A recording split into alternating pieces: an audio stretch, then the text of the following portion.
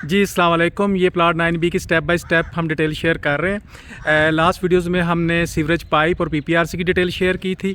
अब इसके बाद कच्चा करना है, और कच्चे के लिए लेवल का जो काम है बहुत इंपॉर्टेंट है। लेवल जो हम निकालते हैं रोड से निकालते हैं।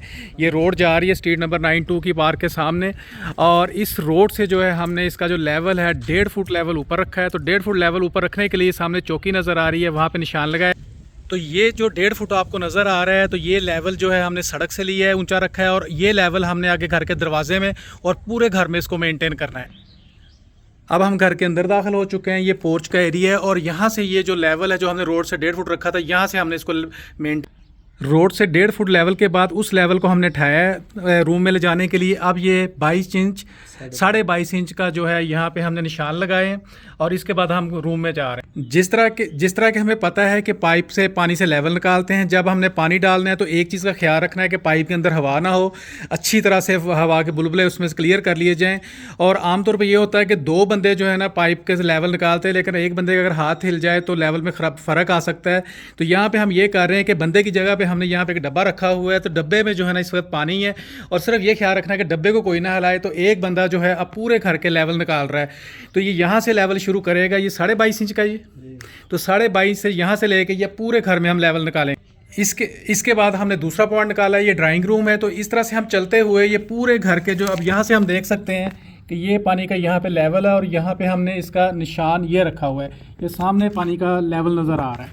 तो जी अब हम लेवल निकालते हुए घर के पिछले कमरे में चले गए हैं, वही लेवल मेंटेन करते हुए यहाँ पे भी हमने जो है पानी का लेवल देख सकते हैं। तो ये हमारे पास 22.5 इंच का, यानी कि यहाँ पे अच्छा यहाँ पे एक थोड़ी सी मुझसे गलती हुई है कि जब मैंने लेवल दिखाया था पानी का थोड़ा सा फ़र्क था। वो मोबाइल जो ऊपर से देखा था, अब मैंने मोबाइल बिल्कुल सीधा रखा है, तो ये साथ जो है ना पानी का लेवल नज़र आ रहा है। जी इसी तरह हम घर की पिछली गली में चले गए हैं, तो वहाँ पर भी हमने जो लेवल उसी को मेनटेन रखते हुए, तो ये हमारे पास इस वक्त लेवल है जी। जब पूरे घर के लेवल निकल जाएंगे तो फिर हमने ये जो है यहाँ से इसकी मेजरमेंट फ़र्श की तरफ करके नीचे कील लगाने हैं, ताकि हमारा वो लेवल जो है ना हमें पता चल जाए।